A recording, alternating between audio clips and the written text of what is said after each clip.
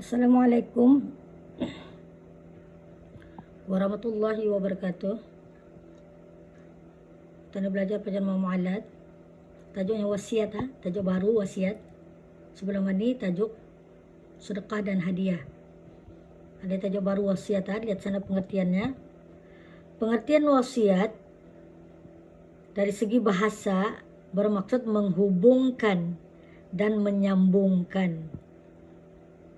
Kalau dari segi istilah, wasiat ialah suatu pesanan untuk berbuat amal kebajikan dengan sesuatu hak yang akan dilakukan sesudah mati. Wasiat ini untuk menyambung amalan, untuk menyambung amalan si mati itu, supaya si mati itu mendapat pahala. Dan lagi satu, wasiatnya ni tujuannya untuk melaksanakanlah yang belum diselesaikan. Jadinya sana wasiat, pesanan yang dibuat oleh si mati tadi itu hendaklah dilaksanakan itu. Kemudian untuk tujuannya berbuat amal kebajikan lah, pahalanya itu akan ditujukan kepada si mati. Kemudian dalil mengenai dengan wasiat. Dalilnya dalam surah An-Nisa ayat 11 yang bermaksud pembahagian itu ialah sesudah diselesaikan wasiat yang diwasiatkan oleh si mati dan sesudah dibayar hutangnya. Wasiat ini akan diselesaikan setelah si mati itu mati. Maksudnya sana itu sesudah diselesaikan wasiat yang diwasiatkan oleh si mati. Artinya wasiat ini dikerjakan apabila orang itu sudah mati lah. Kalau masih hidup bukan wasiat namanya tu. Wasiat itu dilaksanakan ya sesudah mati dan dibayar juga hutangnya sesudah ia mati itu. Okey. Kemudian tadi lihat sana lagi sambungannya.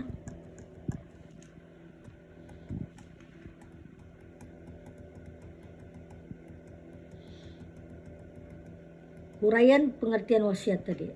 Cuma huraiannya untuk lebih jelas nih Maksud pengertian tadi yang sesuatu pesanan yang akan dilakukan sesudah mati, yang ada arah pengertian tadi. Sesuatu pesanan yang akan dilakukan sesudah mati. Apa maksudnya huraian di sana tu? Wasiat bukanlah suatu arahan ataupun permintaan yang dilakukan ketika orang yang berwasiat itu masih hidup. Bukan time hidup ni bukan arahan, bukan permintaan. Ketika orang berwasiat itu masih hidup. Bahkan wasiat itu adalah sebagai suatu pesanan. Ia berpesan supaya suatu yang dikatakannya, yang diwasiatkannya itu dilakukan sesudah ia meninggal. Wasiat ini dilaksanakannya cikgu tadi, tunggu ia mati dulu, tunggu ia meninggal baru tadi buat. Kalau time hidup bukan namanya wasiat. Kemudian itu huraian yang maksud dengan wasiat. Kemudian huraiannya lagi, sambungannya, untuk berbuat amal kebajikan. Untuk berbuat amal kebajikan. Huraiannya di sini, perkara yang diwasiatkan itu hendaklah sesuatu yang boleh mendekatkan diri kepada Allah. Artinya kalau berwasiat itu wasiatlah yang baik-baik untuk mendapat pahala, untuk mendekatkan diri kepada Allah. Sesuatu yang akan mendatangkan rahmat atau sesuatu yang harus, yakni mubah dalam bahasa Arab. Jika pesanan itu suatu perkara maksiat, maka ia tidak dinamakan wasiat. Jadi wasiat ini khusus khas saja untuk yang beramal kebajikan lah. Bukan untuk wasiat. Itu maksudnya. Untuk mendekatkan diri kepada Allah, untuk tadi mendapat pahala walaupun tadi sudah mati. Okey.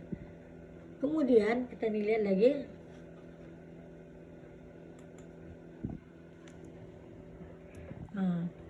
Sesuatu hak. Apa tuh sesuatu hak dalam pengertian tadi maksud dengan wasiat itu? Sesuatu hak di sini nih, harta atau hak kekuasaan yang berupa harta. Ada dua nih ya. Satu hak ini satu harta. Lihat baik-baik sana. Atau hak kekuasaan yang berupa harta. Ada dua. Satu harta. Satu lagi hak kekuasaan yang berupa harta. Contohnya macam mana? Nomor 1 titik. Harta. Seperti berwasiat supaya diberikan 100 ringgit untuk kebajikan anak yatim. Dalam wasiatnya tu ada menulisnya, duitku 100 ringgit tadinya sedekahkannya bagi arah anak yatim. Kemudian satu hak yaitu yang kedua titik, hak kekuasaan yang berupa harta lagi. Seperti apa tuh? Hak kekuasaan berupa harta seperti yang kalif berwasiat mengenai penjagaan anak. Penjagaan anak. Kalau yang mati meninggalkan anak, tolongnya jagakan. Yang kedua, berwasiat mengenai pembayaran hutangnya. Dibayar hutangnya. Cari siapa yang pernah si mati ini pernah berhutang pada siapa, cari siapa orangnya. Kemudian ataupun apa yang tadi iklankan lah, ataupun antara WhatsApp grup arah teleponnya ataupun si mati itu.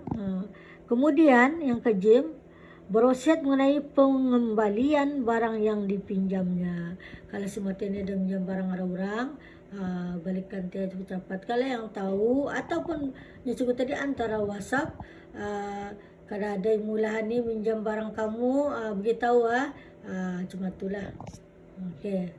Kemudian kita lihat lagi ceritanya sana mengenai dengan info.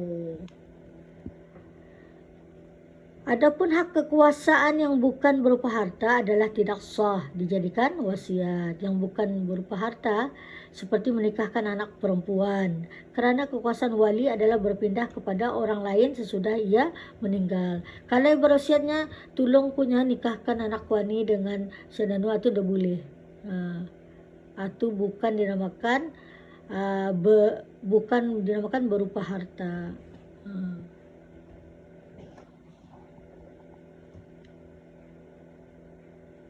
Okey, kerana wali tu cikgu bertukar-tukar kan. Kalau ada bapa, datuk yang menikahkan. Kalau ada datuk, abang. Kalau ada abang, baru tahu bapa saudara sebelah bapa dan seterusnya. Itu dah dapat dilaksanakan wasiatnya sekiranya ada. Bapanya berwasiat cuma tu. Contoh wasiat di sini seperti berikut. Yang pertama, Haji Kasim berkata, aku berwasiat supaya wang sebanyak 200 ringgit disedekahkan kepada si Hasan. Kemudian Haji Umar berkata, jika aku meninggal, maka sedekahkan wang sebanyak 500 ringgit kepada masjid di kampung kita ini. Ini yang berupa harta tadi. Bukan hak kekuasaan berupa harta. Ya ada usin banyak, kemudian usinnya tu disuruhnya bersedekah, dibagi kepada Hasan ataupun masjid di kampungnya. Kemudian ini dah lagi rukun wasiat. Rukun wasiat ada 4 perkara. Yang pertama, orang yang berwasiat, yakni pemberi wasiat. Yang kedua, orang yang menerima wasiat, yakni penerima wasiat. Yang ketiga, suatu yang diwasiatkan. Apa tu yang diwasiatkan tadinya? Cikgu tadi ada 2, sama ada harta ataupun hak kekuasaan yang berupa harta. Yang keempat, ucapan wasiat. Ucapan ini yang kata-kata ni itu. Okey. Kita lihat lagi sambungannya. Keterangan contoh bagi rukun wasiat. Dalam contoh pertama di sini kita diperhatikan yang tadi siapa tu? Si Kasim. Pemberi wasiat adalah Haji Kasim. Penerima wasiat si Hasan. Apa yang diwasiatkannya? Sesuatu yang diwasiatkan adalah uang sebanyak Rp200. Ucapan wasiat ialah kata Haji Kasim. Oke, kita nilai lagi sana. Contoh wasiat yang kedua, yaitu siapa itu? Haji Umar. Kita lihat. Dalam contoh kedua, pemberi wasiat tadi Haji Umar. Penerima wasiat tadi masjid kampung kita. Satu yang disiatkan apa tadi? Uang sebanyak Rp500. Ucapan wasiat siapa tadi? Kata-kata Haji Umar. Oke, itu contohnya. Kemudian tadi pindah lagi hukum wasiat. Hukum wasiat ada dua. Lihat sana ada dua tahu hukum wasiat. Satu sunat. Lihat sana warna hijau tu. Dua wajib. Tadi lihat yang pertama. Cuba jelaskan hukum wasiat yang dihukumkan sunat. Jawapannya, jika wasiat itu tidak lebih daripada 1/3 daripada harta pemberi wasiat. Itulah jawapannya. Sunat jika wasiat itu tidak lebih 1/3 daripada harta pemberi wasiat. Kemudian wajib. Cuba jelaskan, tuliskan yang hukum wasiat yang dihukumkan wajib. Jawapannya, jika pemberi wasiat itu mempunyai kewajipan yang tidak dapat diketahui sekiranya ia meninggal. Tadi tem hidup tadi dah tahu kan apa yang dibuat si mati itu, kecuali dengan cara ia berwasiat saja. Katanya tahu. Contohnya, satu, zakat harta yang belum dikeluarkannya. Yang kedua, harta orang yang dipinjamnya yang belum dikembalikannya. Artinya ini dihukumkan wajib. Ini wajib dilaksanakan ya. Mesti nih, wan saja yang meninggal, pertama sekali ketani mesti bayar zakatnya dulu. Zakat harta yang belum dikeluarkannya. Baik zakat mata bulan puasa ataupun zakat kalau banyak harta, bisnes, wajib dikeluarkan dulu.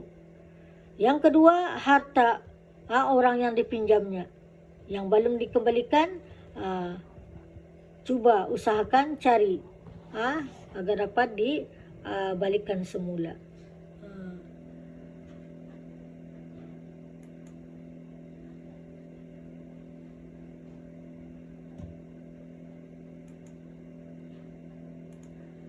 Okay. Huraian rukun wasiat.